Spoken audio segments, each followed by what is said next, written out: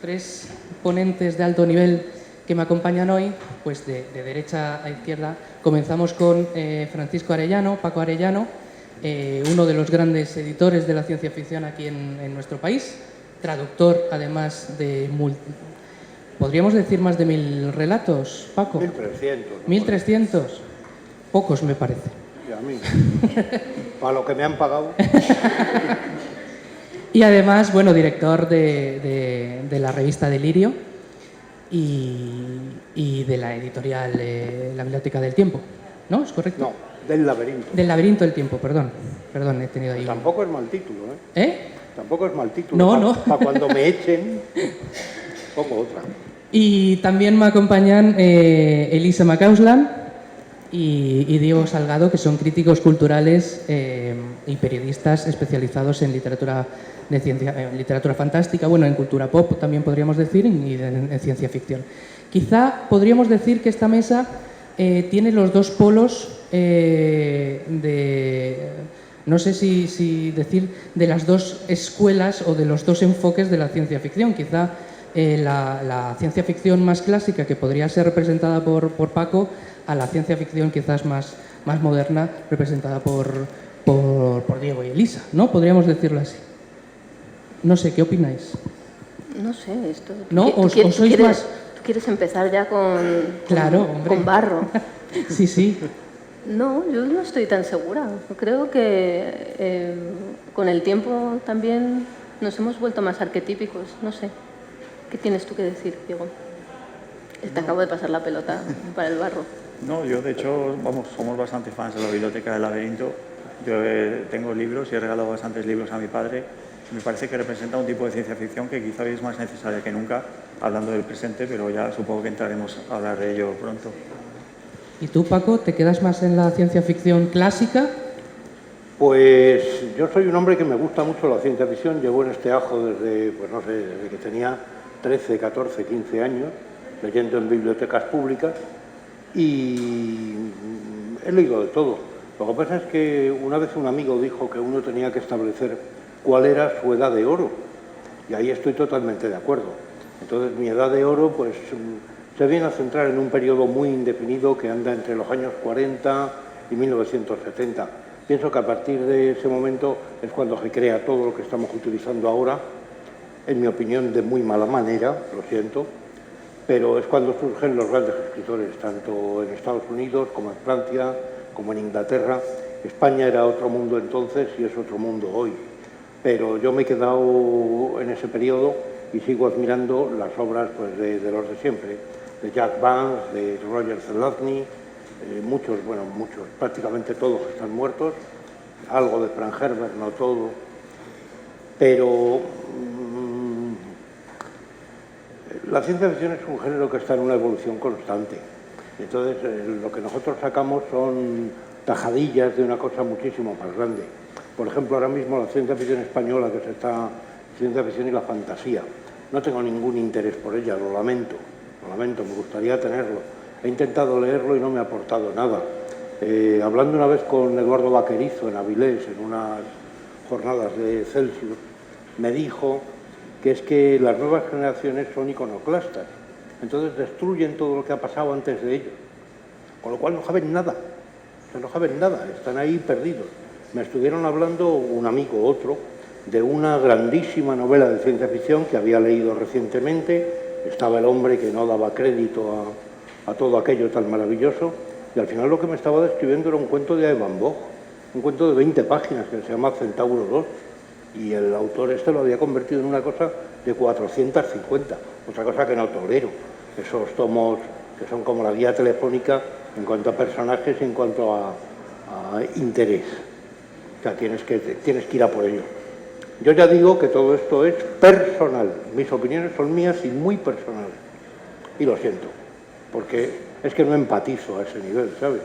Pero bueno, no, seguiremos. Sí, no, hombre, a ver, aquí cada uno es dueño de momento de sus opiniones y estamos aquí para compartirlas, que es lo bonito, ¿no? También, ¿no? Espero. Hombre, por supuesto. Pero decías tú, Paco, que estaba muy mal la ciencia ficción hoy en España. Hoy, siempre... Me cuesta, bueno, siempre. Me cuesta mucho trabajo acabar los libros de ciencia ficción española, tanto de ahora como de antes. Hubo un periodo a finales del siglo XIX, principios del XX, que todo lo que se estaban escribiendo eran parábolas de tipo religioso, pero cosas verdaderamente delirantes. Viajes al purgatorio, viajes al cielo, viajes a otros, como el diablo cojuelo, pero con marciano. Entonces venía aquí el marciano, hacía el viaje, veía esto, criticaba esto, alababa a lo otro poco. Y esto es lo que nos ha ido marcando como ciencia ficción. Benito Pérez Galdós se carga todo lo fantástico que había en España, salvo pequeños fragmentos, y deja nada más el realismo. Entonces dejar el realismo como novela española, pues me parece muy, muy temerario. Algunos hombres escribieron cositas, mira, el mismo Juan Valera, escribió fantasía, pues antes de morir, en 1890 o por ahí, y era fantasía de muy alto nivel, comparable a la que luego escribieron gente como Lord Dunsany o James Blascabel, que supongo que son nombres que hoy por hoy están desapareciendo del imaginario colectivo, y más con las cosas que nos van haciendo, que Demócrito va a ser un nombre en una piedra. Bueno, pues por ahí, que tiene que hablar todo el mundo. ¿Y vosotros cómo veis la ciencia ficción hoy, en el panorama nacional? En el panorama nacional, yo creo que se están haciendo cosas interesantes. También es cierto que, como había también comentado, se había comentado en la anterior mesa, estamos en un contexto y en un terreno también interesante que tiene esta hibridación de géneros y que, bueno, todo lo que tiene que ver también con lo literario y lo audiovisual está especialmente, digamos, mezclado, ¿no? Hay una porosidad muy grande. Y yo lo que sí quería un poco también, de lo que ha comentado Paco, me parece muy importante, el hecho, por ejemplo, de que las perspectivas más críticas feministas en lo que tiene que ver con la ciencia ficción, sin duda, una de las cuestiones que también abogan, y creo que estaremos en eso de acuerdo porque es muy interesante e importante, en todo el trabajo genealógico que hay que seguir haciendo y que seguir planteando, puesto que hay muchos contextos y muchos periodos de la historia que están también ya no solo por redescubrir y poner en su contexto genealógico, sino también de comprender desde otras coordenadas, otras perspectivas que a lo mejor no se habían planteado, vamos, a lo mejor no se habían planteado en determinados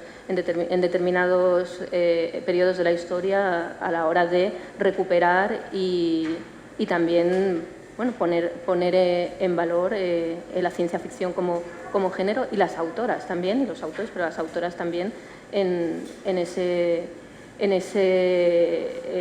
trabajo genealógico, ¿no? Y la manera también de hasta qué punto, bueno, pues por ejemplo, los estudios que se están haciendo del pulp y con todo lo que con el tema de los seudónimos y demás, vas encontrando que lo que entendíamos o creíamos por determinadas épocas no es tan claro, y que hay muchos prejuicios también a la hora de entender y comprender ciertas épocas, ¿no? Y esto creo que también es bastante interesante, y para eso importante, y que por eso también tenemos que seguir un poco en lo que es también nuestra tradición de trabajo y perspectiva crítica, que es la recuperación y el trabajo genealógico.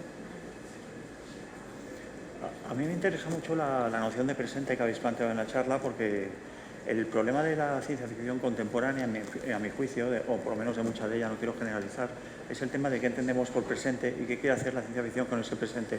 Y me explico, no es lo mismo, y ahora mismo estamos viviendo prácticamente en ese presente, no es lo mismo el presente mediático, el presente de los temas importantes o que parecen importantes, vamos a poner guerra de Ucrania, COVID, lo que queramos, y las interpretaciones que la ciencia ficción, que también quiere creerse importante y relevante al respecto, quiere hacer, y además en un sentido muy determinado, es decir, de acuerdo a un sesgo político o ideológico muy determinado, que en realidad lo que están haciendo es una ciencia ficción que es absolutamente presentista a su vez y que tiene muy poco calado a largo plazo, o por ejemplo la ciencia ficción que puede surgir del entendimiento del presente, de la existencia de cada persona, de las circunstancias de cada individuo, o incluso, y vuelvo aquí al tema del pulp, que Elisa y yo somos muy defensores de este concepto, de lo que son los sueños y las pesadillas, es decir, el inconsciente personal y colectivo.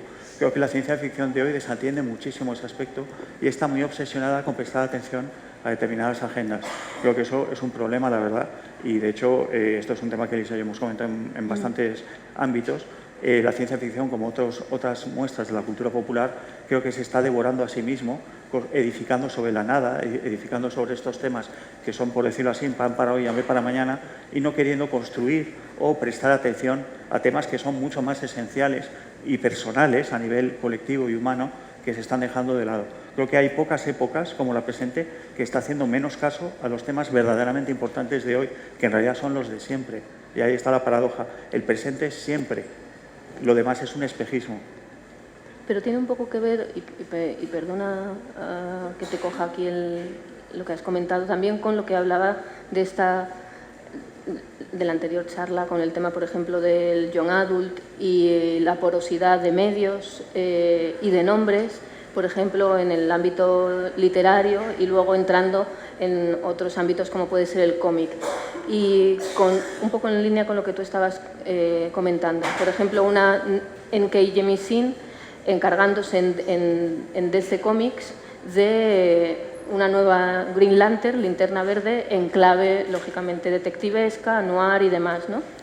Y piensas, ostras, aquí hay un potencial interesantísimo. Además, trabaja con una idea de la voluntad muy curiosa y novedosa, en contraste con lo que se ha hecho antes en el universo Green Lantern, dentro del ámbito superheroico. Pero luego ocurre que era como un poco como tener muy claro qué quieres trasladar a un nivel sociológico, es decir, puedes ver perfectamente el tratado de sociología previo que se había trazado la autora para trasladarlo al cómic, las notas también como para especificar determinadas cuestiones de agenda política y en ámbito de, vamos, en todo lo que tiene que ver con diversidad, muy interesante también, pero tan in your face en determinados momentos que dices, esto tenía un potencial increíble si de verdad se hubiera creado, o sea, se hubiera creído su world building mucho más allá del world building. No sé si me estoy explicando. Entonces, ahí hay yo veo muchas propuestas a priori muy interesantes que se quedan por el camino, un poco también en esta especie de la ficción jugando con el ensayo sociológico y a la vez intentando hacer determinadas propuestas muy determinadas muy específicas para el público joven, en este caso. Yo no sé si se juega hoy más, ahora esto último que decía, ¿se juega hoy más con el ensayo que antes? O sea, la literatura quizá más, por ejemplo, Paco, la literatura más de los años 50, 60, ¿había más pie a la reflexión? Había el mismo pie a la reflexión que hay ahora. Lo que pasa es que ahora, supongo que es que somos posmodernos o alguna otra etiqueta, y entonces tendemos a buscar una serie de cosas que entonces los autores ni se las planteaban. Reflejaban en sus obras el mundo que les rodeaba, porque después de todo los escritores de ciencia ficción, de fantasía, de policíaco o de amor, siempre reflejan lo que están viendo en la calle. Entonces, no creo yo que en ese nivel la cosa haya cambiado tanto. Quizá ahora nos mordemos mucho la cola y estamos dando vueltas y buscamos explicaciones. Lo que decía hace un momento... Elisa. Lo que decía Elisa hace un momento. Yo tengo problemas últimamente con la terminología de las cosas. Entonces, cuando dices genealogía, quieres decir cronología del género. Sí, o la historia. Vale. Y los que no es lo mismo. O sea, bueno, no es exacto. Ya, pero para mí, la recuperación... es que por eso te digo que yo tengo problemas de identificación con muchas palabras. No, si no me preocupo. Pues la cronología es lo que es. Habéis estado hablando del pulp, ¿no? El primer pulp más o menos conocido, importante, hubo muchos antes y muchos después, que fue Weird Tales. En el primer año de su vida, que fueron los primeros 13 números, había cuando menos 30 y tantas mujeres que escribieron allí. 30 y tantas. Más luego todos los autores que firmaban con un seudónimo de 2 iniciales y un apellido, J.M. Martínez, por ejemplo. J.M. yo no sé lo que quería decir. Y como esos hay otros 30 u otros 40. Cuando llega la era donde ya las mujeres empiezan a destapar un poquito, aunque algunas ya lo habían hecho desde antes, muchas firmaban con un seudónimo de 2 letras, que a la gente le costaba trabajo identificar. Por ejemplo, Cele Moore, la autora de Saint-Blau, firmaba así porque no quería que la conocieran como que era una mujer. El propio Lovecraft dijo que había que celebrar el día de Cele Moore en Weird Tales y quería ir a verle a su casa, a su casa. Menos mal que luego la rescató Henry Kuttner, porque si no estaría allí dando vueltas a este hombre. Francis Stevens pensaron todos, durante mucho tiempo, era una señora, que era un seudónimo de Abraham Merritt, nada menos. Y esta señora también escribió una de las primeras aventuras, modelo utópico de Isla Perdida y tal, que, bueno, pues planteaba una sociedad de pilotos femeninos, de mujeres piloto, no sé cómo se dirá bien, y, bueno, la forma de contactar entre ellas era el lesbianismo más abierto. Esto en 1912, O sea, no estamos hablando de anoche. Y luego todo esto pues ha seguido el mismo paso. Ahora hemos llegado aquí, resulta que estamos descubriendo pues, que las mujeres también saben escribir, cosa que cualquiera que leyera una revista tan antigua como puede ser, creo que se llamaba El Poeta o algo así, una revista que salió en 1840 a 1890, ahí publicaba gente como Carmen de Burgos y escribía unos magníficos relatos de terror y de fantasía oscura, al mismo tiempo que escribía obras literarias donde perseguía a los hombres de manera furibunda y propugnaba un divorcio liberado, y etcétera, etcétera. O sea, no somos los primeros en nada. O sea, nuestro mundo es un mundo que supongo que va a pasar. Dentro de 40 años la ciencia ficción no la va a conocer ni la madre que la parió. Lo mismo que hoy no conocemos, no entendemos la ciencia ficción de 1920, 1930, con sus monstruos galácticos correteando por asteroides y tal. Pero en su momento tuvieron su aquel. Bradbury empezó escribiendo ese tipo de cosas. Mira tú dónde ha llegado. Bueno, esto también de momento. No sé si respecto a esto... Yo aquí no estaría muy de acuerdo, la verdad. Yo creo que hay ficciones que apelan a aspectos arquetípicos, entre ellos los monstruos que persiguen señoras y los señores quieren matar a los monstruos, las portadas típicas de un Weird Tales, que yo creo que hay una literatura, y yo creo que hay gente que lo está haciendo en el presente, que yo insisto que es la literatura que se deja a sí misma volar, por decirlo así. Es decir, que cuando tú estás escribiendo, todos somos conscientes, cuando estamos escribiendo, de que estamos haciendo algo y por qué creemos que lo estamos haciendo. Pero hay un vuelo de la imaginación cuando uno escribe que hace que la literatura, o también las imágenes, te devuelvan algo en lo que tú no estabas pensando, que es lo que tú comentabas antes, de cuando uno escribe y luego hay lecturas de determinado tipo y quizá en el presente hay demasiadas lecturas. Es decir, yo digo muchas veces que ahora somos todos demasiado listos, digo listos, no inteligentes. Estamos todos muy acostumbrados a cuando escribimos y cuando recibimos lo que escribimos o lo que vemos, todos tenemos lecturas para todo. Ahora todos tenemos discursos, sobre todo autojustificativos, para escribir todo y para recibir de una determinada manera todo. Pero esos discursos están aniquilando desde hace un tiempo, en mi opinión, lo que es ese vuelo de la imaginación que yo creo que sigue ahí. Es decir, por poner un ejemplo que todos conoceréis, el caso de Lovecraft, que también es arquetípico en sí mismo. Lovecraft no era exactamente consciente de todas las pulsiones que había en su literatura, pero sí sabía, si habéis leído sobre la vida de Lovecraft, él sí era consciente hasta cierto punto de que lo que estaba creando tenía un interés intelectual, no estrictamente, por decirlo así, intuitivo. Pero el hecho es que lo que ganaba a la hora de cuando Lovecraft escribía era el vuelo de su imaginación. Eso quiere decir que ahora todavía es un caso que pongo de escritor que sigue siendo absolutamente arquetípico y válido hoy por hoy. Nos sigue apelando como cuando se leía en el año 30. Es decir, sí creo que hay una escritura que traspasa las barreras del tiempo precisamente porque, por decirlo de una manera vasta, se pasa por el forro las constantes de su tiempo está apelando a otros aspectos que son mucho más esenciales. Pero luego, y yendo un poco a por qué hablo de genealogía y no de cronología, tiene sobre todo que ver también con un rescate de la memoria, y no tanto en un sentido de memoria como estamos ahora manejando, sino, si lo prefieres, de ser consciente de por qué también hay procesos, hay digamos, momentos en la historia en los que determinadas etapas pierden importancia y son olvidadas o también planteadas en un segundo o tercer plano. Y desde luego, a lo que tú estabas apelando, en el sentido sobre todo del conocer el género de ciencia ficción, saber de su historia y respetarlo tal y como es, en el sentido también de entender que cada una de sus épocas tenía su idiosincrasia. Cuando yo hablaba del pulp y por qué de las autoras, claro que había autoras, pero había muchas más, como tú también estabas comentando, de las que incluso el propio lugar común de la historia ha, digamos, generado, ¿no? No había mujeres, sí. Y lo interesante es que hay investigadores e investigadoras que han sabido por qué se dedicaban también a proteger su identidad.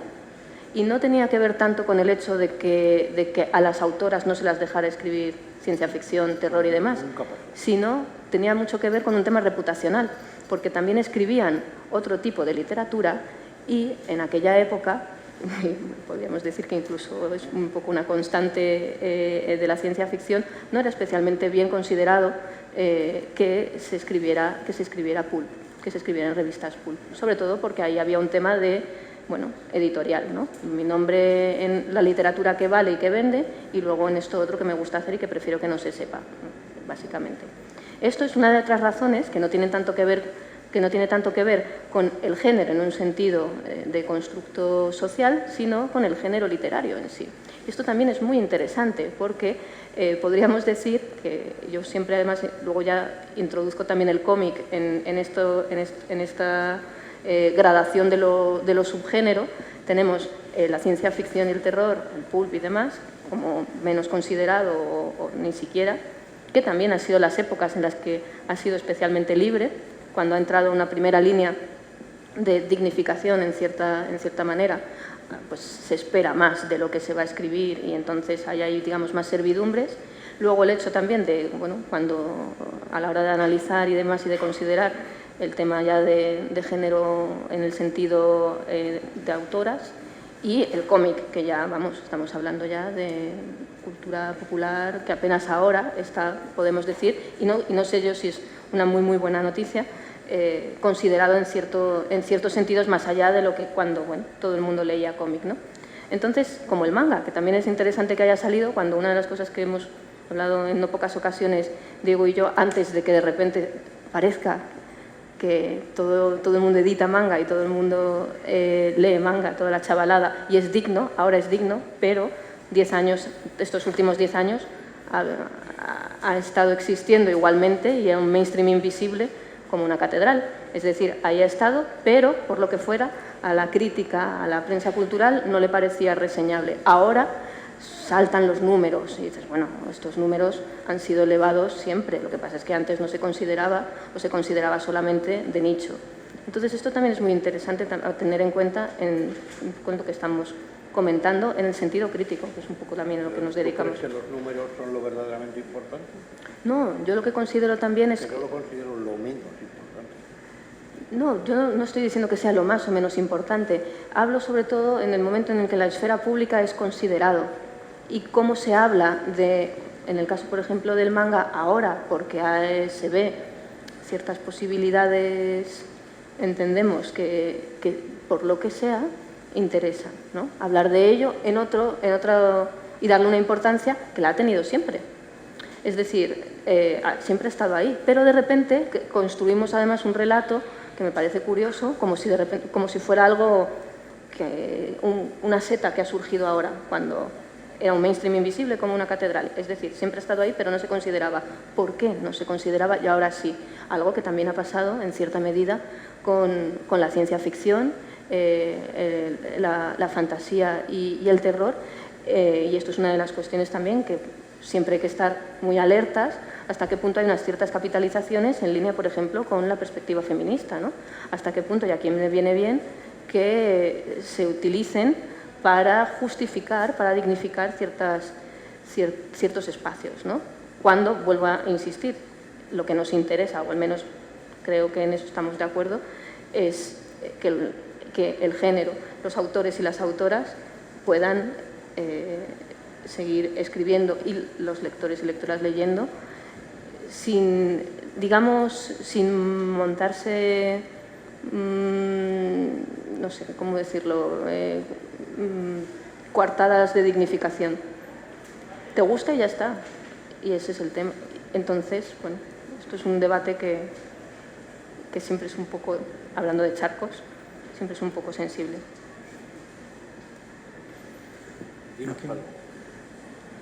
Yo quería defender un poco, y no quiero asonar aquí ahora que defiendo el capitalismo y esas cosas, yo sí quería defender el tema de los números y de las ventas. Hay que decir que el sistema en el que vivimos es muy perfecto, pero hay algo que es muy válido, y es el hecho de que aquí hay gente, por ejemplo, ahora mismo en la Feria del Libro, que decide en qué libro se gasta el dinero y en qué libro no se lo gasta.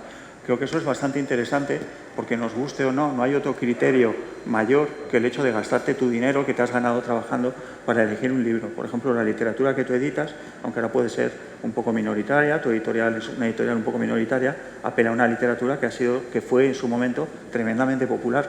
Y ese valor de lo popular es importante, sobre todo porque, volviendo al aspecto de la charla que estamos tratando, que es la ciencia ficción y su relación con el presente, hay que decir que vivimos en una esfera un poco política y cultural donde estamos alabando muchas veces fenómenos que no son verdaderamente populares. Hay que decir que, por ejemplo, en el tema de las nuevas autoras de ciencia ficción, con el caso de gente como Jamie Singh, como Cora Ford, son escritoras que en realidad, por ejemplo, en España, por no salir del mercado español, en realidad tienen unas ventas que son bastante discretas, no son unas ventas de bestsellers literarios en absoluto. Y sin embargo, por ejemplo, tú ahora vas a la Feria del Libro, aquí, a un puesto, y te sigues encontrando editados a autores que han salido esta tarde, que hemos estado hablando, a Ray Bradbury, a George Orwell, a un montón de autores, a Frederick Paul, a gente que se está reeditando continuamente, a Philip K. Dick, a Lovecraft, como decíamos, porque siguen teniendo un tirón popular. Para mí es muy importante, porque creo que uno de los discursos más equívocos que hay ahora mismo es qué relación tenemos los críticos y los escritores culturales con la ciencia ficción y qué quiere decir eso del tiempo en el que vivimos. Y creo que muchas veces se está dando lugar a equívocos. Hay muchos fenómenos populares ahora mismo a nivel de ciencia ficción y de otros ámbitos que la crítica no le prestamos atención, y hay aspectos que estamos prestando mucha atención que en realidad prácticamente no significan nada a nivel popular. Bueno, pues yo os tengo que dar las gracias. Muchísimas gracias, porque nos estamos quedando casi sin tiempo y vamos como a matacaballo. Pero ha sido una conversación fantástica, así que muchísimas gracias a Paco, a Elisa y a Diego. Así que un aplauso.